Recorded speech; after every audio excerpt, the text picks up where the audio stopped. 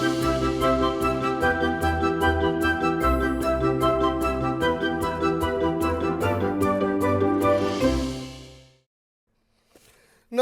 आभार, अभिनंदन, स्वागत आप सभी का। Hello money 9। मेरा सवाल है में मजदूर दिवस के कारण, लेबर डे के कारण आज बाजार बंद है, लेकिन शाम होते होते हमें एहसास हुआ कि आपसे लंबी जो दूरी है वो सही नहीं जा रही थी।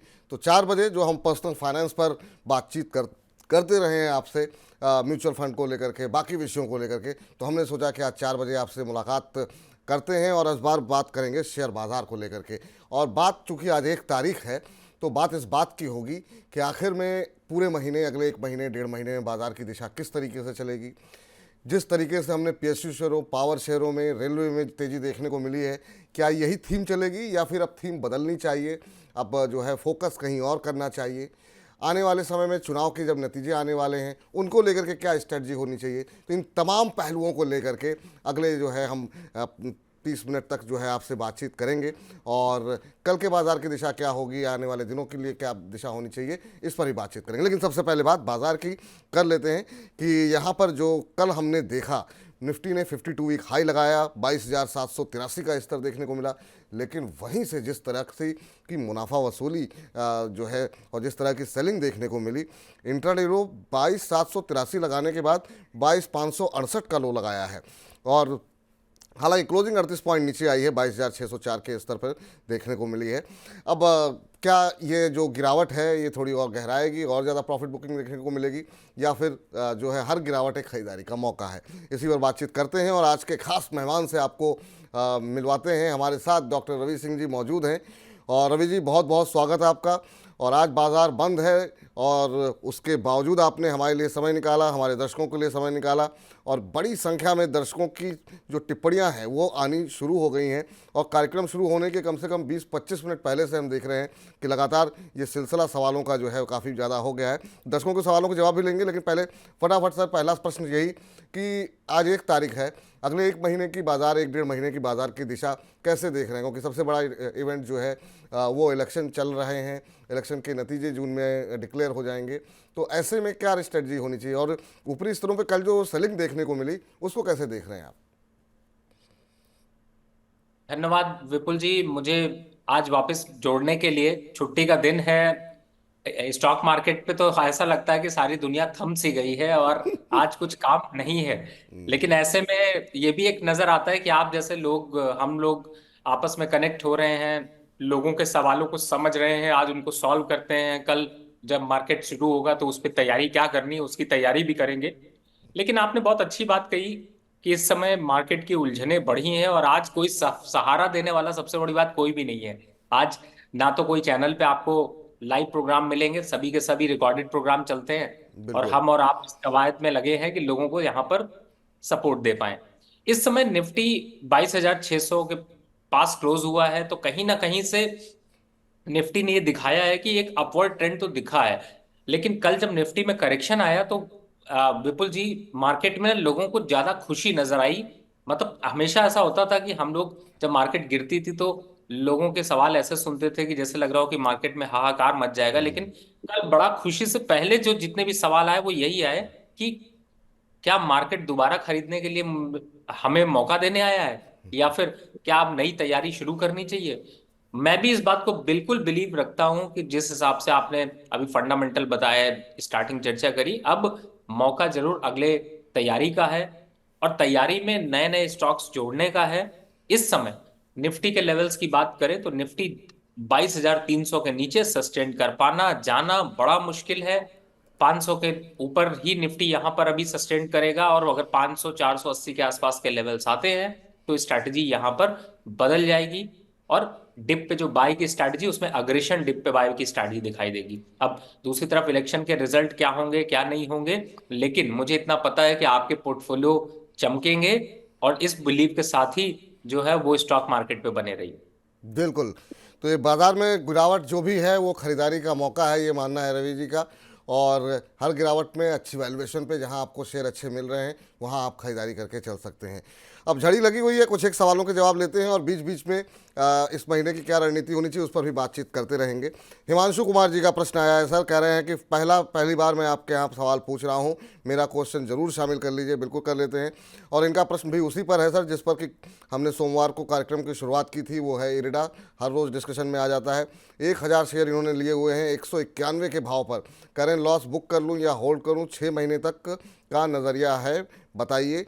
अब चूंकि सर बड़ी बड़ी बड़ी खबरें यहाँ पर आ गई हैं इरिडा के ऊपर।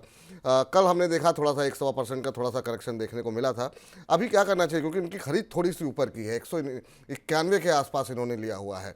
तो जिन लोगों ने ऊपर ख़रीदा है इरिडा में, तो क्या भाव आते के बाद निकलना चाहिए या फिर और नीचे जाता है तो ऐड करना चाहिए, क्या सलाह रहेगी आप? देखिए, थोड़ा तो नीचे और आएगा। 170, 172, 168 ये लेवल्स आपको दिखाई देंगे। पैनिक होने की जरूरत नहीं है, बने रहिए। 162 का स्टॉप लॉस लगाइए और अपसाइड टारगेट देखते हैं। तो मुझे लगता है जो आपने अभी बोला कि जो इनकी खरीद है वो टारगेट यहाँ पर अचीव होते हुए आएंगे, तो परेशानी की कोई बात नहीं है। थोड़ा डिप मिलेगा और डिप मिले तो आपका जो स्ट्रेंथ है, जो हिम्मत है, वो और बढ़ती हुई नजर आनी चाहिए। और बढ़ने के साथ ही रखिए, अगर इस समय टारगेट देखते हैं थोड़ा लॉन्ग टर्म, तो 210 रुपए का है। मुझे लगता है आपको अपनी पोजीशन बिल्कुल होल्ड कर रखनी चाहिए। और आप ही के साथ कई और लोग, जो लोग नए बाय की पोजीशन यहां पर सोच रहे हैं, उनके लिए अपॉर्चुनिटी ये है कि वो इन लेवल्स पर थोड़ा सा रुककर 172 से 168 के बीच के लेवल्स आते हैं, वहां पर खरीदारी करना शुरू करें। अपसाइड टारगेट यही लगाकर चलें। स्टॉप लॉस में आप लंबा स्टॉप लॉस लेते तो भी 164, 162, और छोटा स्टॉप लॉस लेते हैं तो भी 168 बनता है। तो मुझे ऐसा लगता है कि यहां पर बाय की स्ट्रेटजी रखें। बाय की स्ट्रेटजी होनी चाहिए। चलिए, इस बीच संगीत पंचारिया जी का प्रश्न आया है और प्रश्न क्या है, इन्होंने टिप्पणी की है सर। और टिप्पणी ये है कि रवि सर के लिए शब्द भी कम पड़ जाएं, जितनी तारीफ करो कम है। आपके मार्गदर्शन का तरीका अद्भुत है। आपको दिल से धन्यवाद। कभी मिलने का ज़रूर मौका तलाशें। चलिए, मिलना चाह रहे हैं सर आपसे और यही प्रार्थना है। विपुल जी अमिताभ बच्चन हैं, मनी नाइन का चैनल का बड़ा बहुत आभार। ये आपने जो नामकरण कर दिया सर, अब दर्शकों की टिप्पणियां भी उसी तरीके से आने लगी हैं, तो अब क्या ही किया जाए। ये इसका पूरी तरीके से श्रेय जो है वो आपको ही जाता है। चलिए, इस लेकिन आप बीच आज विपुल जी आज आप बिल्कुल आप उसी तरह से लग रहे हैं, और आपकी आज आवाज का दम और चेहरे की चमक जो है वो बरकरार बस उसी सर। हिसाब से दिखाई दे रही है। आज देखिए, मेरी एनर्जी तो बहुत डाउन सी लग रही होगी नहीं आपको। नहीं, आज आप बिल्कुल कॉलेज के स्टूडेंट टाइप लग रहे हैं सर। बिल्कुल आप जो है, जो आपने शर्ट पहनी है काफ़ी शानदार लग रही है। और इस बीच एक सर प्रश्न जो है, आरती जी की भी टिप्पणी आई है। करें रवि सर और विपुल सर दोनों को नमस्कार। आपका चैनल केवल रवि सर के लिए देखा जाता है, उनसे अच्छा किसी का भी एनालिसिस नहीं होता है। तो बड़ी संख्या में प्रशंसक जो है वो आपको प्रश्न भेज रहे हैं सर और आपके बारे में बातचीत कर रहे हैं। और संदीप कुमार जी कह रहे हैं विपुल सर सत श्री अकाल। सत श्री अकाल आपको भी। कह रहे हैं प्लीज़ बताइए कि IOCL के शेयर परचेज करना ठीक रहेगा। 50,000 की इन्वेस्टमेंट करना चाहता हूं 3 महीने के लिए। IOCL सर, कल नतीजे आए, नतीजे उम्मीद पर उतने खरे नहीं उतरे। उसके बाद से हमने शेयर में दबाव भी देखा। अभी क्या स्ट्रेटजी अपनानी चाहिए IOCL में? क्या जिस तरह की अंतर्राष्ट्रीय स्थितियां हैं उसमें क्या ये ऑयल मार्केटिंग कंपनीज आपको सुरक्षित दिखाई दे रही हैं? देखिए, बिल्कुल अच्छा मौका है। नंबर अच्छे ना आना, चार्ट पर थोड़ा सा करेक्शन आना, ये अच्छा फायदा है। और मुझे ऐसा लगता है कि मार्केट जब खुलेगा 164, अभी आज जो क्लोजिंग आपने कल की देखी है वो है 168.95 की। और मुझे ऐसा लगता है कि 162, 166 के बीच में आता है, तो बिल्कुल खरीदारी करिए, डरिए नहीं, हिम्मत रखिए। 200 रुपए का आंकड़ा ये जल्द छुएगा। फंडामेंटल इम्पैक्ट की वजह से जो करेक्शन था वो आ चुका, अब आपके लिए इंतजार कर रहा है। ठीक सर, आपने IOC के बारे में बताया, मैं चाहूँगा आप BPCL के बारे में बता दें, क्योंकि हमारे एक दर्शक हैं, उन्होंने कहा है कि Ravi sir I am your biggest fan. आपका समझाने का तरीका बड़ा सरल है। IOC एंड BPCL में क्या करना चाहिए अभी, और मैं इसे गिरावट में खरीदारी करने के लिए सोच रहा था, आपकी राय जानना चाहता हूँ। जी बिल्कुल विपुल जी, आईओसी की बात चले, बीपीसीएल हम छोड़ दें ऐसा होगा नहीं। और अभी 610 रुपए चल रहा है। थोड़ा सा माथा इसने नीचे की साइड के लिए झुकाया है और नीचे अभी 575 से 580 तक के आंकड़े इसमें छूते हुए नजर आएंगे। तो आपको अगर फ्रेश खरीदारी करनी है तो बेस्ट लेवल है 570 रुपए, नोट करके रख लीजिए, छोड़िएगा नहीं। 570 रुपए के आसपास आता है तो ज्यादा से ज्यादा खरीदना है। लेकिन ऐसा नहीं कि यहां से बहुत ज्यादा करेक्शन भी दिखाई देगा। तो पहला एंट्री कहां करना है? 585 के पास। तो 585 575 दो एंट्री के लेवल हो गए। स्टॉप लॉस रखिएगा 500, यहां पर 60 रुपए का, और टारगेट फिर से वापस 650 के टारगेट के लिए यहां पर अभी बने रही। ठीक, 650 के टारगेट के लिए यहाँ पर अभी बने रहे। एक अरविंद जी हैं सर, हमारे दर्शक कह रहे हैं कि रवि सर और विपुल सर को नमस्कार सर, आपका प्रोग्राम सुपर से भी ऊपर है। रवि सर तो स्टार बन गए हैं, ये शो मेरा फेवरेट है, आप दोनों का बहुत बहुत आभार। तो आज सवाल से ज़्यादा मैं देख रहा हूँ कि आपकी तारीफ़ों के पुल जो है वो बने हुए हैं सर लगातार।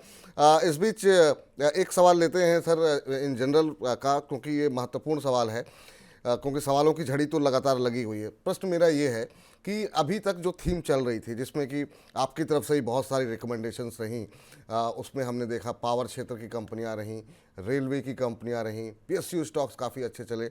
अगर यहाँ से कुछ नई प्लानिंग करनी हो तो क्या यही थीम आपको लगता है अगले 1-1.5 महीने तक चलती रहेगी, या कुछ अब बदलाव आना चाहिए पोर्टफोलियो के अंदर? आप कैसे देख रहे हैं, क्योंकि बीच बीच में थोड़े करेक्शन आए हैं इन क्षेत्रों के अंदर, लेकिन दोबारा जो है शेयर वहीं पर पहुंचते हुए दिखाई दे रहे हैं अपनी ऊंचाई पर। देखिए, मैं एक चीज यहां पर विपुल जी कहूंगा। आपने बिल्कुल सही कहा, हमने पूरी थीम को पकड़ा है, लेकिन मुझे लगता है ये सस्पेंस थोड़ा सा भी और चलने दीजिए कि हम लोग इसमें क्या क्या रिकमेंडेशन रखेंगे। क्योंकि मैं आपको इस तरीके के जो स्टॉक्स हैं उनके आपको एक लिस्ट भेज रहा हूं, और मैं ये चाहूंगा कि आप अपनी टीम को एक बार फॉरवर्ड कर दें, या फिर जी। ये कहें कि आपको मैंने व्हाट्सअप किया है तो कोशिश करें। मैं समझ रहा हूं कि एडिट टीम इतनी जल्दी डाल नहीं सकती है, लेकिन मैंने 35 ऐसे स्टॉक्स, इलेक्शंस के लिए 25 स्टॉक और इन्वेस्टमेंट के लिए 10 स्टॉक निकाले हैं, जो कि मुझे ऐसा लगता है कि शायद प्रोग्राम के अंत में आप डिस्प्ले करिएगा। तो बिल्कुल। मुझे ऐसा लगता है कि शायद लोगों को ज्यादा समझ में आएगा। तो प्रोग्राम में बने रहिए, बिना कुछ दिए, बिना कुछ प्रॉफिट कमवाए आपको छोड़ूंगा नहीं। और मुझे ऐसा लगता है कि ये बेस्ट टाइम है। इन स्टॉक्स में भी थोड़ा बहुत प्रॉफिट बुकिंग आई है, और कहीं ना कहीं से गंगा उल्टी बही है, और उस उल्टी गंगा में बहने पे आपको फायदा जरूर मिलने वाला है। तो मुझे ऐसा लगता है कि उनके लिए मौका, और जो लोग ऑलरेडी इस पे हैं उसके लिए चौका मारने की जगह यहाँ पर मिल रही है। बिल्कुल सर, और आपका मैसेज मुझे मिल गया है और मैंने अपनी टीम को फॉरवर्ड कर दिया है। तो कार्यक्रम जब समाप्त होगा तो मुझे लगता है कि तब तक फटाफट जो है हमारा निवेदन रहेगा हमारी टीम के जो प्रोड्यूसर हैं कि वो जो है ग्राफिक्स टीम तक पहुंचाएं, ताकि हम उसे कार्यक्रम के आखिर में दिखा सकें अपने दर्शकों को। चलिए, इस बीच जो है बिमलेंदु डे जी का प्रश्न आया है। कह रहे हैं, डियर विपुल जी, आपका शो बहुत अच्छा लगता है, स्पेशली रवि जी की एडवाइस बहुत अच्छी लगती है। भारत डायनेमिक्स और हिंदुस्तान एरोनॉटिक्स के शेयर में अभी ये क्या हमें एंट्री करनी चाहिए, ये समझना चाह रहे हैं, ये जानना चाह रहे हैं कि अभी क्या स्ट्रेटजी होनी चाहिए। रक्षा क्षेत्र से जुड़ी दोनों ही कंपनियां हैं सर, और एंट्री करना चाह रहे हैं। अचल में हमने देखा कि वो उस तरह का करेक्शन देखने को नहीं मिला, बाकी स्टॉक्स तो बीच में करेक्ट हुए थे। अभी क्या और कितनी उड़ान बाकी है चल के अंदर सर, और बीडीएल में क्या करना चाहिए? सबसे पहले बीडीएल की चर्चा कर लें, क्योंकि यही स्टॉक 2080 का टॉप बनाने के बाद 1977 के पास मिल रहा है। और मुझे ऐसा लगता है कि 1920 और 1880 ये दो लेवल्स हैं जहां पर आप कर सकते हैं इसमें चढ़ाई, और अपसाइड टारगेट की लड़ाई होगी 2150 की। अब लोअर साइड पर रिस्क होगा इसका 1850 का। तो लंबा टारगेट और लंबा प्रॉफिट लेने के लिए करना है आपको इस करेक्शन का फायदा। अब एचएल की बात भी कर लेते हैं। देखिए, आपको याद हो 32, इसका तो मैं याद करने की मुझे जरूरत ही मुझे लगता है विपुल जी नहीं पड़ती है, क्योंकि 4400 का टारगेट दिया था। किस लेवल पे बोलूं, जहां पे भी बोलूं, 2100 पे बोलूं, 3100 पे बोलूं, 3500 पे बोलूं, 3600 पे बोलूं, चल 4000 रहा है। तो अभी 4500 तक जाएगा। अब कितना करेक्ट हो जाएगा, जितना करेक्ट हो जाएगा, उन सामने जिन्होंने होल्ड करा उनके लिए दुख, लेकिन नौ के लिए मौका, और मौके पे मारिए चौका। और यहां पर लीजिए, मुझे लगता है कि आप 3800 3700 इन लेवल्स पर ले लीजिए। 4500 तक के टारगेट आपको जल्द देखने को मिलेंगे। तो फिर सफर में कोई घबराने की जरूरत नहीं, लंबे टारगेट का इंतजार करिए।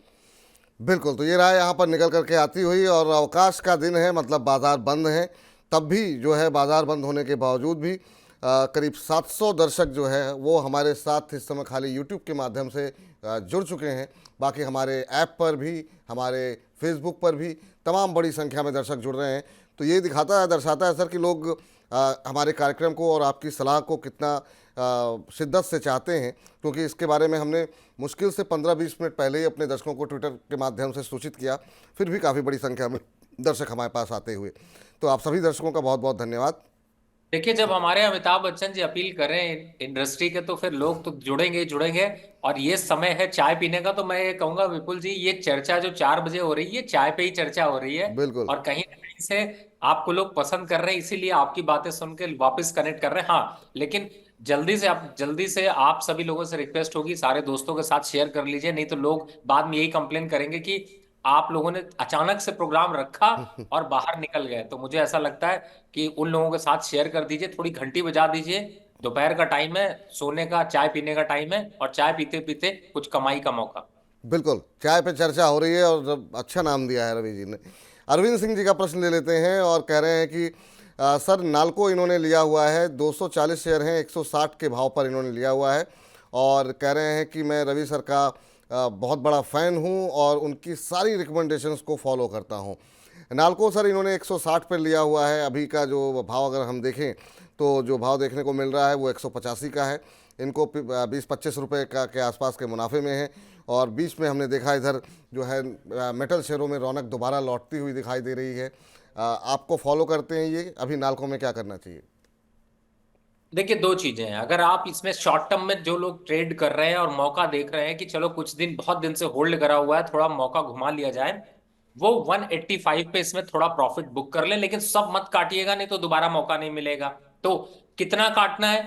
50% चाहे तो मुनाफा बुक कर लीजिए। लेकिन ध्यान रहे कि अगर 175, 172 के आसपास आते ही अगर आप ले नहीं पाए, तो फिर आप मुझे मत कहिएगा कि आपको सौदा मिला नहीं है। तो यानी कि आप थोड़ा प्रॉफिट यहां पर बुक कर सकते हैं, लेकिन दोबारा एंट्री का भी लेवल मैंने आपको बता दिया।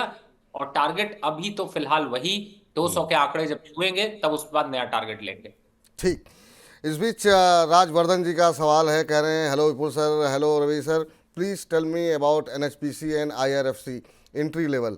अच्छा सर, जो हम लोग शाम को 8 बजे जो शो अपलोड करते हैं, उसमें बहुत सारे लोग जो जो टिप्पणी होती है, वो लोग कहते हैं कि आप इसी तरह के शेयर जो है, एक ही तरह के शेयर रोज डिस्कस कर रहे हैं।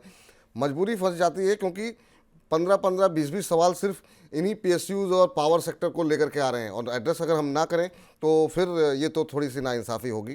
तो सर ये अभी एंट्री करना चाह विपुल रहे जी, हैं। विपुल जी जी। विपुल जी, आपके इस सवाल का जवाब मैं बाद में देता हूं। अब आज लोगों ने बोल ही दिया है, तो मैं कुछ, सबसे पहले आज मैं, चलिए आप लोग नोट करिए, मैं कुछ शेयर, सॉरी, मैं आपसे बिना परमिशन के बताना अरे नहीं चाहता नहीं हूं सर, लोग। बिल्कुल बिल्कुल, बोलिए सर जी।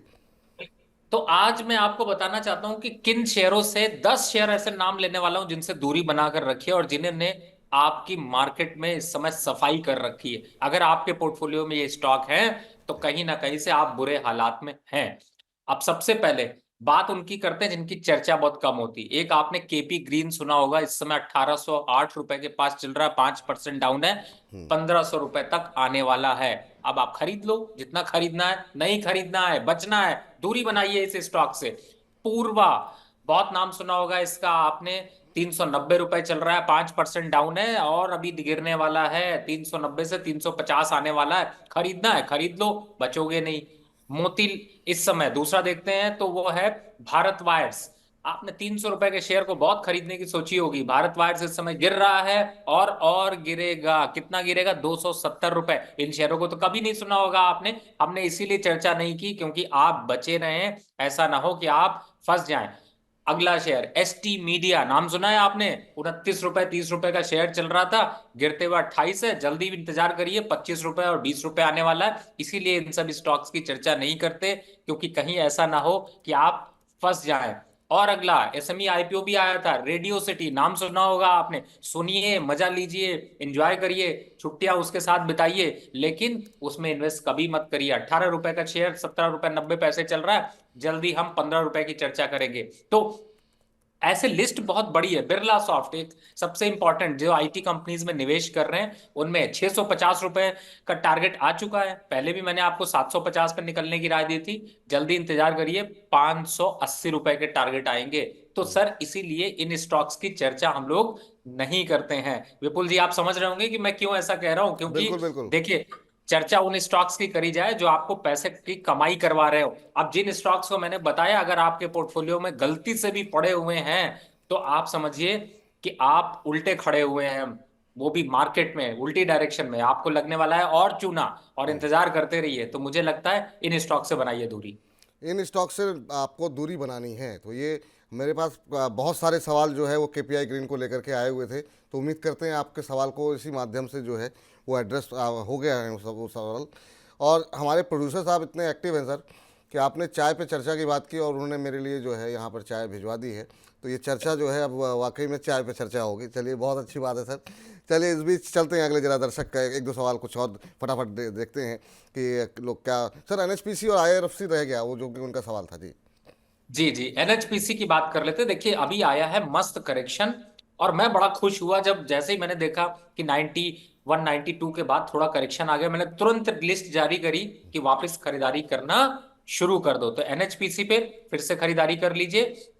और कितना टारगेट, देखिए टारगेट तो सबको याद हो गया होगा, मुझे लगता है कि 110 का टारगेट आप लोगों को दिया है। एंट्री कहाँ करनी, कहाँ से नीचे नहीं जाएगा, अब ये बताया करिए। टार नीचे कहाँ से नहीं जाएगा, 88 के नीचे तो है ही नहीं है। कितना चल रहा है, 96 चल रहा है। कितना गिर गया सर, एक आध 2 रुपए गिर गया। रखिए, 110 आएगा तब देखेंगे। अब आ जाते हैं आईआरएफसी पे। आईआरएफसी एक ऐसा स्टॉक है जिसपे कि आप इसको भूलिए नहीं, इसको बना कर रखिए। कहाँ आप दोबारा एंट्री करनी है, मौका दिया, मौके पे चौका। कहाँ पे मारना है, 150 145 उन लेवल्स पर आता है, फिर चढ़ जाइए। कहाँ उतरेंगे, 180 उतरेंगे, उससे पहले नहीं उतरेंगे। तो यही है अभी। चलिए, तो ये इन दो शहरों पे बातचीत हो गई।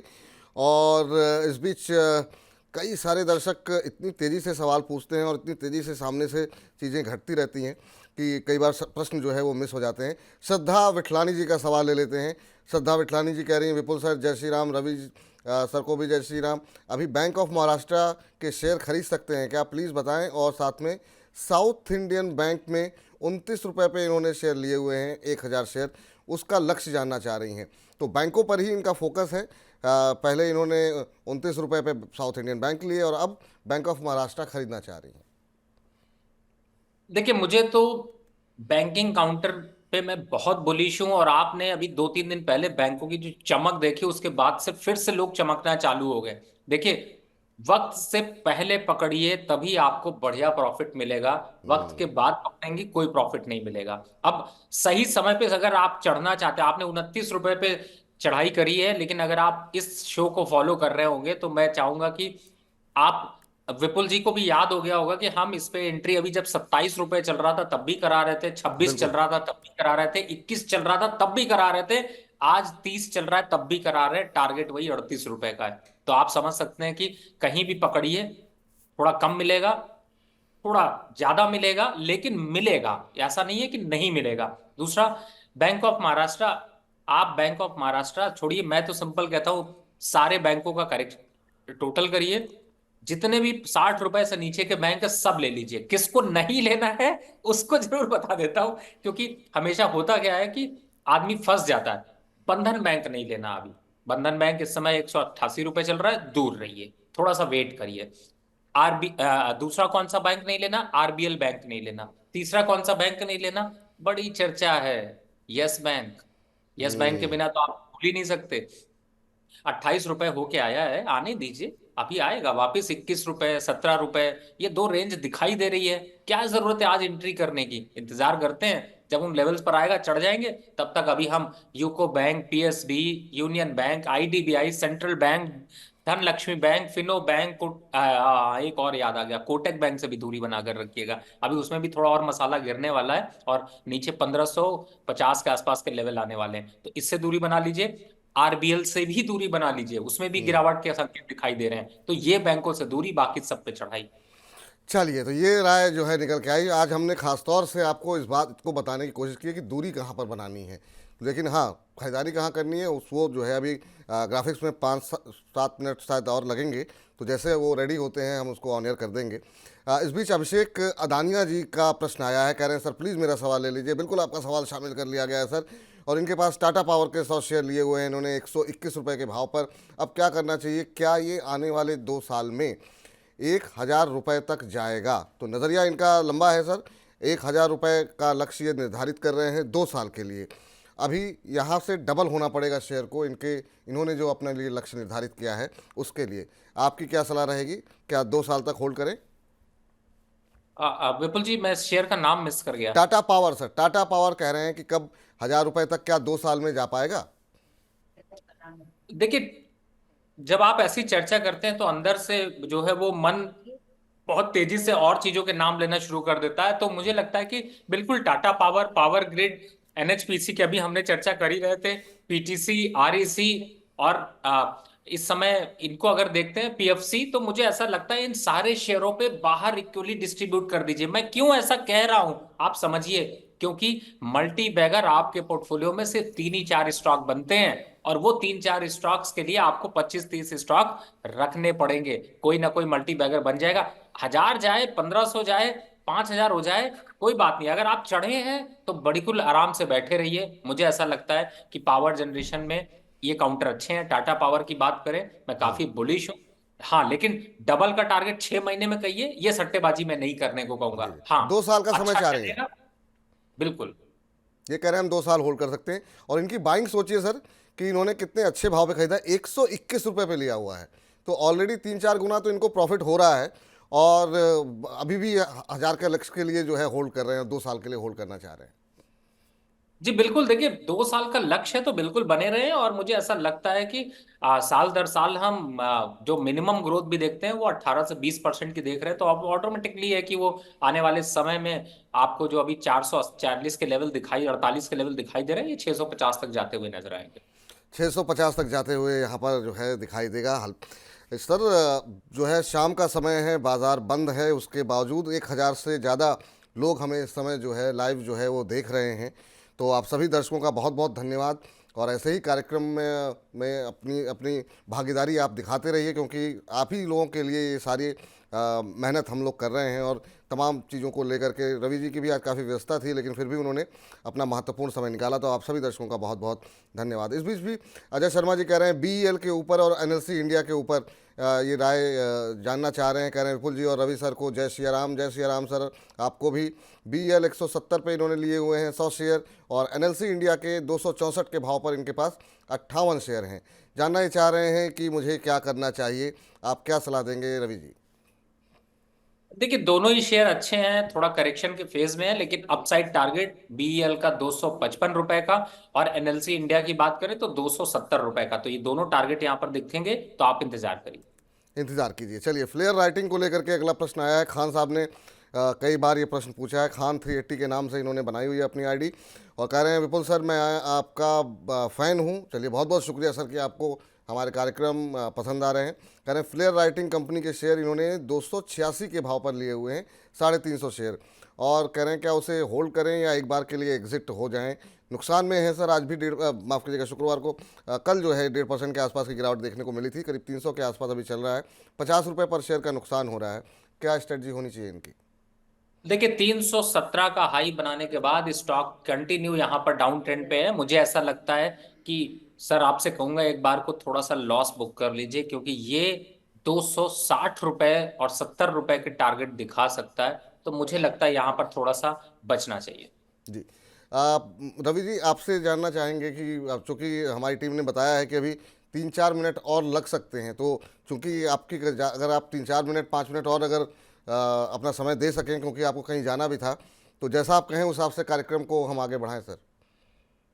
जी बिल्कुल विपुल जी, लोगों का प्यार बना हुआ है, तो मुझे ऐसा लगता है कि शायद थोड़ा सा मुझे अपना काम आगे का और देखना पड़ेगा, लेकिन आपका साथ कैसे छोड़ सकते हैं, अरे इतने सर, दर्शक प्यार कैसे छोड़ थैंक यू सर, सकते हैं। बहुत बहुत धन्यवाद कि अपना समय आप एक्सटेंड कर रहे हैं, और आज आपकी तमाम व्यस्तताओं के बावजूद।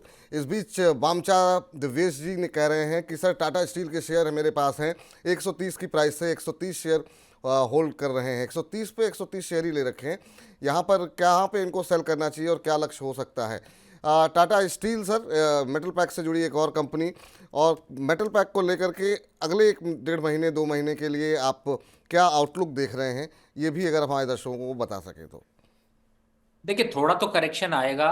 162 एक लेवल लगा दीजिए, उसके नीचे जाता है तो एक बार को प्रॉफिट बुक कर लीजिएगा, क्योंकि तब वापस से 152 150 के आसपास आएगा। अब आ जाते हैं अपसाइड में। अगर उन लेवल्स को नहीं तोड़ता है तो बने रहिए, 180 के आसपास के टारगेट दिखाई देंगे। उन लेवल्स पर आता है तो विपुल जी को फिर से तंग करिएगा।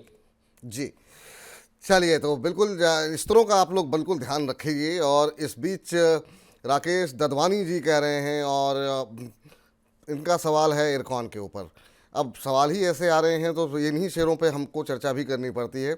और इरकॉन पे इन्होंने 255 रुपये के भाव पर लिए हुए हैं, 100 शेयर की इनके पास हैं। नज़रिया इन्होंने आपको मेंशन नहीं किया है कि कितने लंबे समय तक ये होल्ड कर सकते हैं। अभी 250 के आसपास चल रहा है, 250 251 के आसपास। इन्होंने 255 पे लिए हुए हैं, 3-4 रुपये का नुकसान इनको हो रहा है। इरकॉन सर, कैसा लग रहा है आपको? अभी पिछले 1 महीने में करीब 8% के आसपास की रैली रही है। शानदार रेलवे शेयर की कंपनी, 80% का रिटर्न 6 महीने में रहा। आगे क्या करना चाहिए? देखिए, अपसाइड में 300 रुपए के लक्ष्य तो इसमें आएंगे ही आएंगे। तो मुझे ऐसा लगता है डिप मिले थोड़ा खरीदारी और करिए, थोड़ा और डिप मिले तो खरीदारी करिए।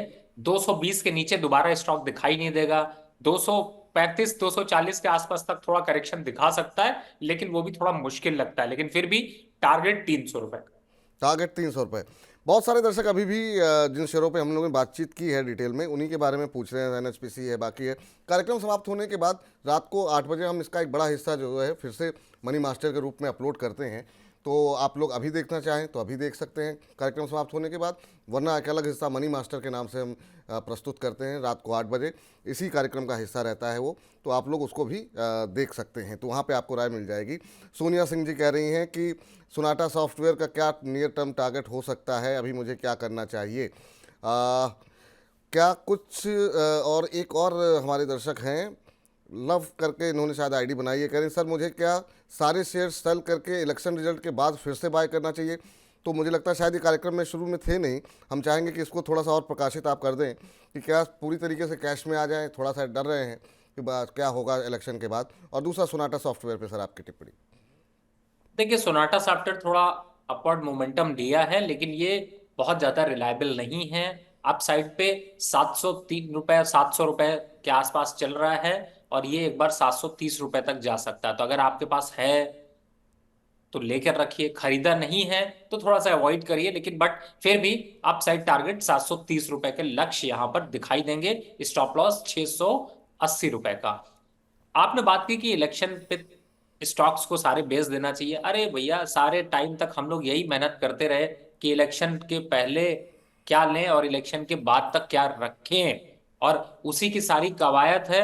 नहीं तो ये इवेंट, ऐसे इवेंट अब 5 साल बाद ही आएंगे। अगले 5 साल तक इलेक्शंस खत्म होंगे तो अगले 5 साल की तैयारी के बाद ही आएंगे। तो जब हम अगले 5 साल पे कर रहे होंगे तो इन्हीं शेयरों को शायद हो सकता है इनमें से कई शेयर ऐसे हो जो मल्टी बैगर बने, डबल हो, और हम वहां पर चर्चा करें। तो उतना इंतजार नहीं करना, एंट्री के लिए यहीं पर सोचें। ठीक। एक सवाल और काफ़ी इंटरेस्टिंग है। शेयरों पे थोड़ी सी आज अवॉइड करते हैं क्योंकि रोज़ हम लोग बातचीत करते ही हैं शेयरों के ऊपर। विक्राम पटेल जी का इंटरेस्टिंग सवाल है, सर रेट हाइक और कट के बारे में थोड़ा बताइए। और रेट हाइक और कट और साथ साथ रिजल्ट्स, ये सब कब क्लियर होगा और ये सब बादल जो हैं वो कब तक छटेंगे?